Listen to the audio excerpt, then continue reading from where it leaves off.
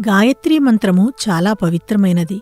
సకల దేవతల మంత్రసారము గాయత్రీ మంత్రమునందు ఇమిడి ఉన్నది. దేవతలు ఎందరైనా దివ్యశక్తి ఒక్కటే. వ్యక్తులు అనేకం కాని పూలదండలోని దారం వలె అందరిలోని ఆత్మతత్వం ఒక్కటే. ఇట్టి ఏకత్వాన్ని గుర్తించిన వారికి ఎట్టి బాధలు ఉండవు. కనుక అట్టి విశ్వాసాన్ని పెంచుకోండి. ఇతరుల మాటలను అనుసరించకండి. మీ అంతరాత్మను అనుసరించండి. అప్పుడే మీకు క్షేమం కలుగుతుంది. దృఢమైన విశ్వాసంతో గాయత్రీ మంత్రాన్ని నిరంతరం స్మరించండి.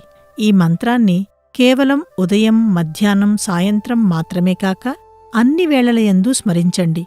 ఉదయం, మధ్యాహ్నం, సాయంత్రం అనేవి మీకు ఉన్నాయిగాని భగవంతునికి లేవు. భగవంతుడు కాలాతీతుడు. అలాంటి భగవంతుణ్ణి స్మరించటానికి ఒక కాలపరిమితిని నిర్ణయించుకోవటమెందుకు? సర్వదా సర్వకాలేషు సర్వత్రా హరిచింతనం చెయ్యండి.